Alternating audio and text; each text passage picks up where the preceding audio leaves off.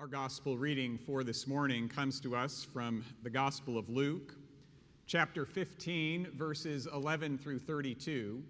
If you'd like to follow along in your pew Bibles, I'd invite you to do so at this time. It's in the New Testament on page 850. Let's all listen for God's word to us today. Then Jesus said, "There was a man who had 2 sons. The younger of them said to his father, 'Father, give me the share of the property that will belong to me.'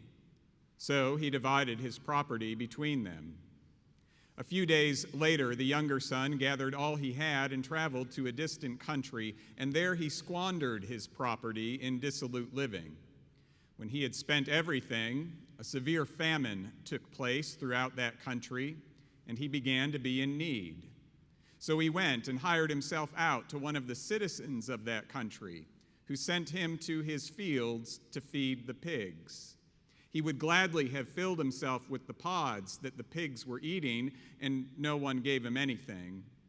But when he came to himself, he said, 'How many of my father's hired hands have bread enough and to spare? But here I am dying of hunger. I will get up and go to my father. And I will say to him, Father, I have sinned against heaven and before you. I am no longer worthy to be called your son. Treat me like one of your hired hands.' So he set off and went to his father. But while he was still far off, his father saw him and was filled with compassion. He ran and put his arms around him and kissed him. Then the son said to him, 'Father, I have sinned against heaven and before you. I am no longer worthy to be called your son.' But the father said to his slaves, 'Quickly, bring out a robe, the best one, and put it on him. Put a ring on his finger and sandals on his feet, and get the fatted calf and kill it, and let us eat and celebrate. For this son of mine was dead and is alive again. He was lost and is found.' And they began to celebrate. Now his elder son was in the field, and when he came and approached the house, he heard music and dancing. He called one of the slaves and asked what was going on. He replied, 'Your brother has come, and your father has killed the fatted calf because he has got him back safe and sound.' Then he became angry and refused to go in. His father came out and began to plead with him, but he answered his father, 'Listen, for all these years I have been working like a slave for you, and I have never disobeyed your command, yet you have never given me even a young goat, so that I might celebrate with my friends. But when this son of yours came back, who has devoured your property with prostitutes, you killed the fatted calf for him.' Then the father said to him, 'Son, you are always with me, and all that is mine is yours. But we had to celebrate and rejoice because this brother of yours was dead and has come to life. He was lost and has been found.'" The word of the Lord. How many of you brought your smartphones with you this morning? How many of you have remembered to turn them off?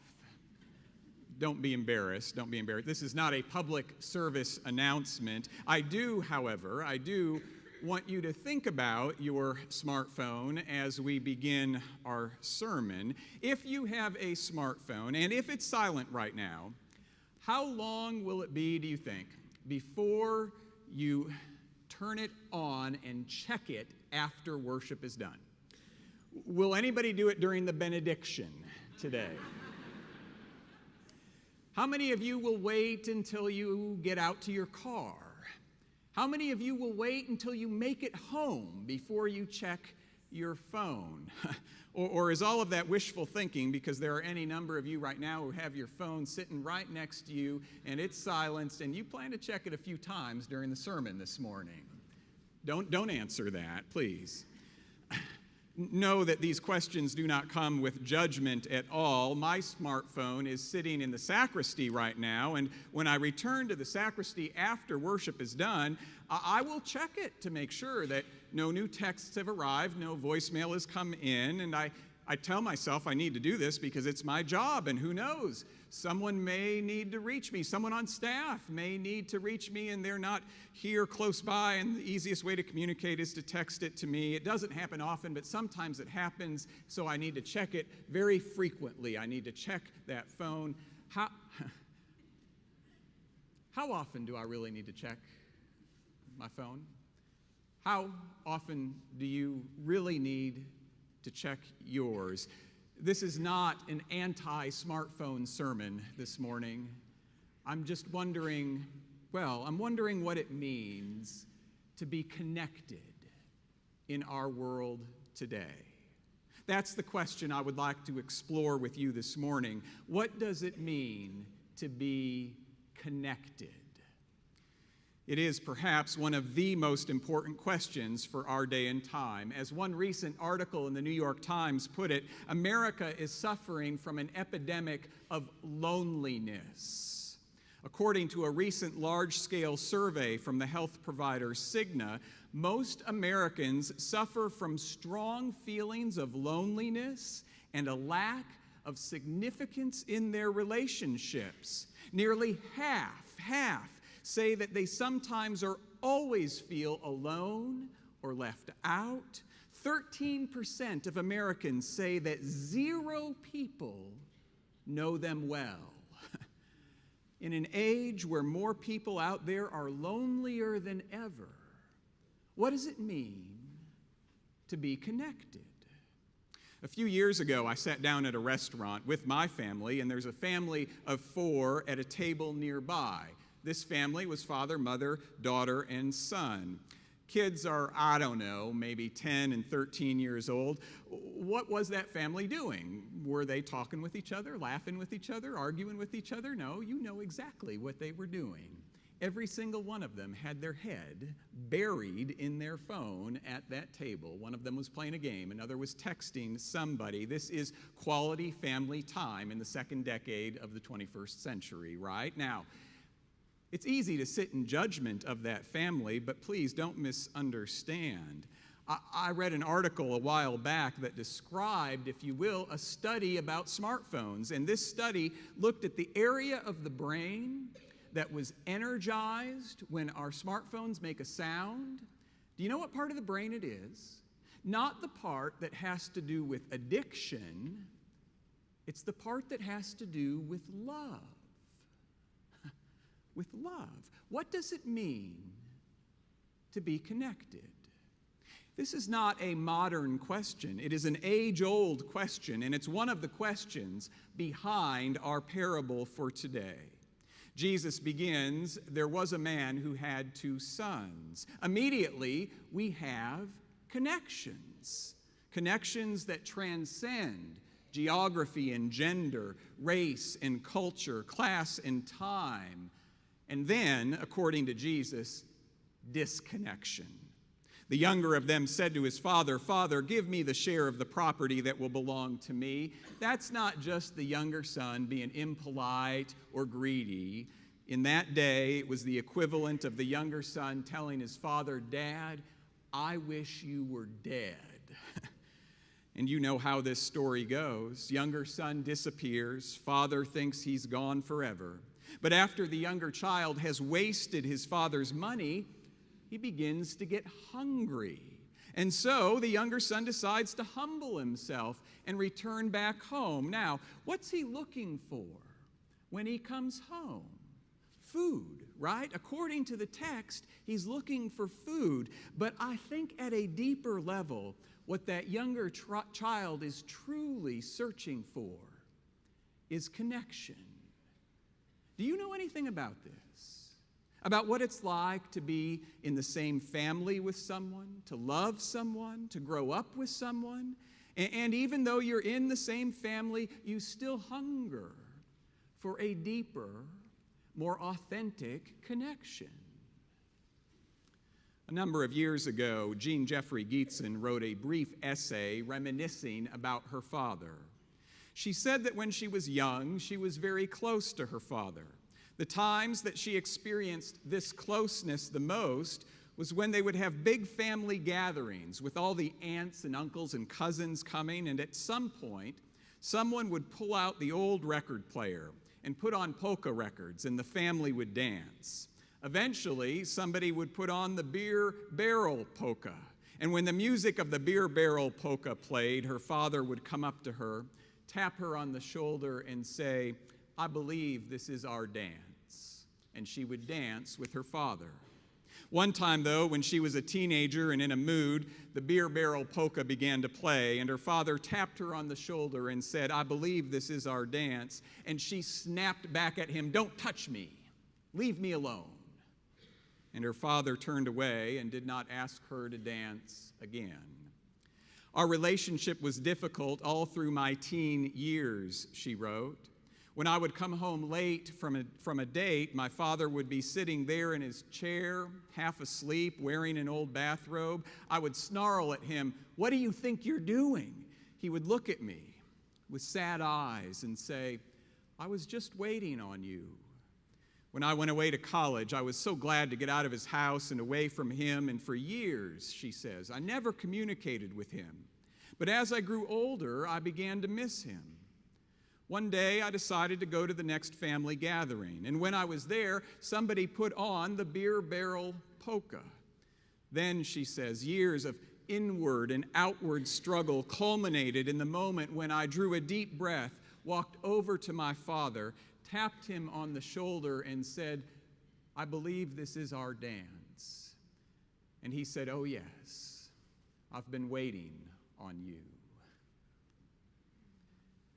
Do you know anything about the power of connection, of knowing and being known by other people, to have someone in your life who's willing to wait for you, to be patient with you? Jesus knew the power of connection. Do you recall the reason why Jesus told this parable in the first place? The setting for it, the circumstances? You see, there were people in Jesus' day who did not want to be connected with other people in Jesus' day. Chapter 15 of Luke's gospel begins like this. Now all the tax collectors and sinners were coming near to listen to him, and the Pharisees and the scribes were grumbling and saying, "This fellow welcomes sinners and eats with them." In other words, some people did not like the people about whom Jesus was saying, "I have a connection with these people." And he was also saying to those Pharisees and scribes, and so do you. You also have a connection with them too. All of which makes me wonder, quite frankly, about the church. Our church, perhaps, any church for that matter.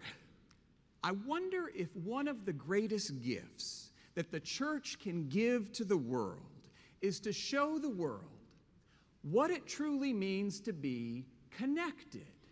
Not connected as Democrats, not connected as Republicans, not connected as people who live in the 05 or live in Gower. No, I'm talking about what if the gift that the church can give the world is to show the world that being a child of God is our first identity and our deepest connection. It raises some important and difficult questions, right? I mean, as children of God, what does it mean to be connected to people in here and to everyone out there? For example, what does it mean to be connected to the migrants who keep running to our country, often to flee gang violence at home? Or what does it mean to be a connection to refugees across the ocean who are fleeing violence in their homelands at the greatest numbers since World War II? Or what does it mean to connect to people right here in Greenville who are being displaced from their homes because of our city's growing economy? What does it look like to keep connection with those who are being forced to move out of their homes because the value of housing keeps going up? Or just leave it in here. What does it mean to connect with your brothers and sisters in Christ right here in our own growing and politically purple church? Mark Chaves, a Duke University sociologist who studies religion, recently wrote a book entitled American Religion: Contemporary Trends. No surprise, his research shows that most Christians gravitate toward bigger churches. Not just the stereotypical megachurches, but larger churches in mainline Protestant denominations as well. Why do people gravitate towards churches our size? For some, the reason for joining has more to do with not feeling pressured to participate. We can see that clearly. Part of the attraction, he says, of big churches for some people is exactly that people do not have to get involved beyond going to church on Sunday. It's easier, he writes, to free ride in a bigger church than a smaller church. All of which got me thinking about what it means to be connected. It's easy to look at connection as something we choose to do. Think Facebook for a second. We choose our connections on Facebook, right? Whose invitation we accept, whether to friend or defriend somebody else, it's all our choice. We are in control of the connections.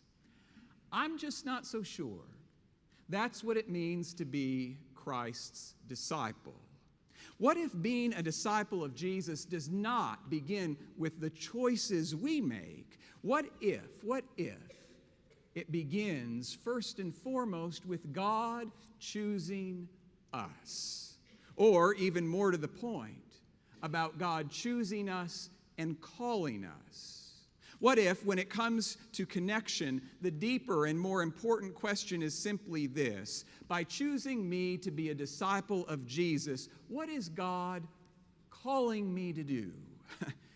What if being a member of Westminster is about God calling us and inviting us into a world of connections that may not be very convenient for us, and we would never dream them up on our own, but God really wants us to make those connections. My colleague Carl Travis is the former pastor at First Presbyterian Church in Fort Worth. Carl recently shared the story of the time that he met Margot Kidder. Margot Kidder, you'll recall, was the actress who played Lois Lane in the 1978 Superman movie.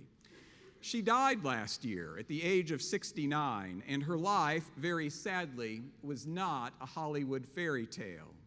Carl writes, Kidder's post-Superman days were painful ones. She suffered from bipolar disorder, and in 1996 found herself homeless, living on the Los Angeles streets. Years later, he says, I was in a small group invited to hear her story. Kidder told about living outdoors. She recalled being disoriented one day, disheveled, and in a pronounced manic state. She was stranded in the middle of a busy intersection. A homeless man, I think his name was Charlie, Carl remembers, Charlie carefully crossed the busy traffic to reach her and to escort her to the safety of the curb. He asked her name, asked where she was going, asked how long it had been since she had eaten.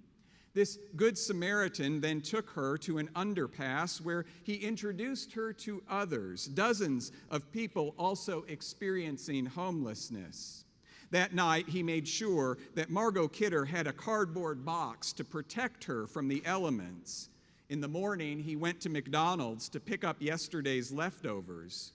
He put the day-old fast food in a rusty grocery cart and rolled it back to the tent city, charging people what they could afford to pay. He fed Margot Kidder for free. She had no money. Kidder camped beneath that underpass for several days before remembering enough of her life and identity to seek help. Then she made her way into the mental health system.